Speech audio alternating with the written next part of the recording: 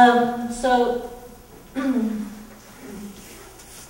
province of Prince Edward Island is, of course, an island that brings with it its own suite of opportunities and limitations. Our particular island has large areas that are relatively low-lying, and they're made of sandstone, sand and mudstone. And as anyone who has a cottage or a home anywhere along the coast of the island knows, our bedrock is very erodible, and the surrounding sea is not always kind, especially in the winter when we have a severe winter storm and there is no ice to protect us, and we are currently in that position. We have no ice around this island for the first time in, I think, well, it's unprecedented, the lack of ice in the southern Gulf of St. Lawrence at this time of year. Prince Edward Island, if you look at this sensitivity of coastal areas to sea level rise graphic, you see that most of P.E.I. is red, highly sensitive to rising sea levels. Climate change will bring rising sea levels, bring less predictable weather. We will have more droughts in the summer, less snow in the winter, and when the rain does come down, it will come in very intense episodes. We know what happens with intense episodes of rain. Our soil washes away if it's not covered with crops. We can expect a greater frequency of storms, more hurricanes coming up the eastern seaboard, more severe storms. This has implications for all of our primary sectors. Agriculture, forestry, fisheries, tourism are all vulnerable. We can expect our groundwater and stream flow resources to become more limited.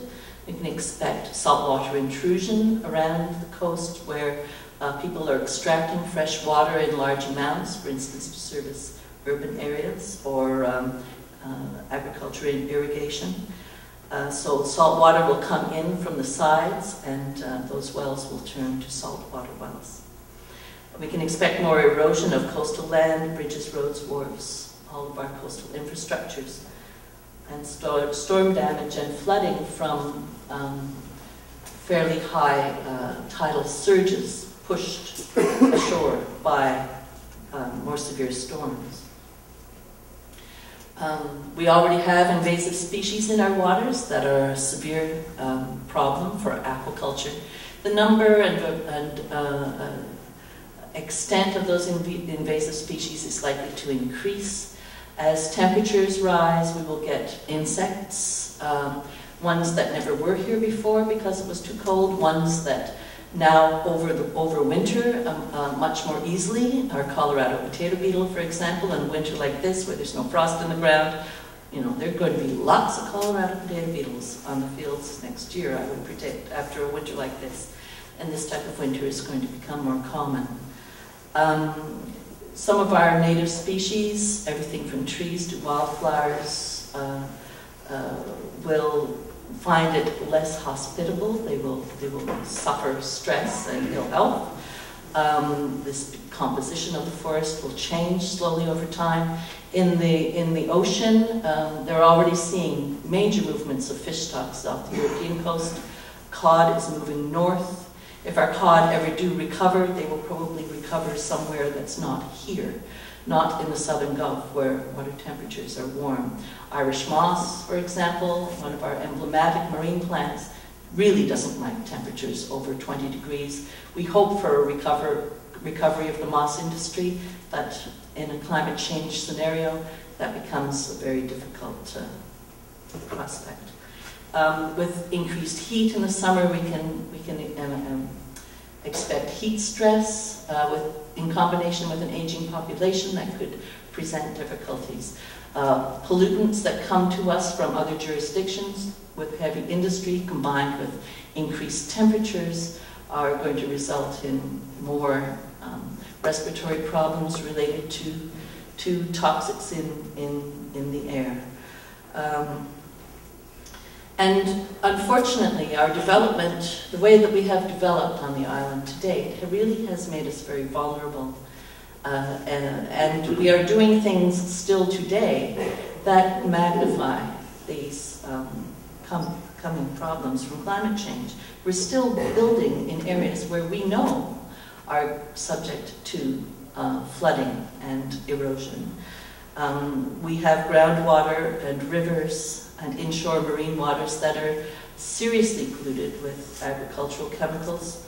We already have air contamination that comes from our own activities on the island, never mind what's coming from away.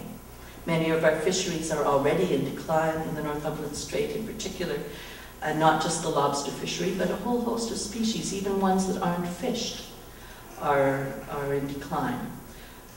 We have filled our bays with mussel aquaculture that is quite intensive, to the point in some cases of being unsustainable.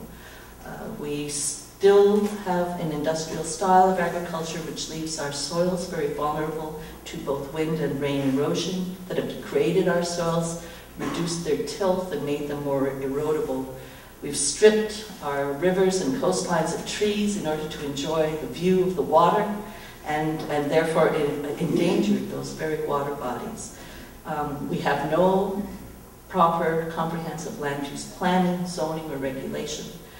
And we have allowed development to occur across the landscape to the point where we are losing our landscape resources that could support tourism, and a great deal of our heritage structures on the landscape.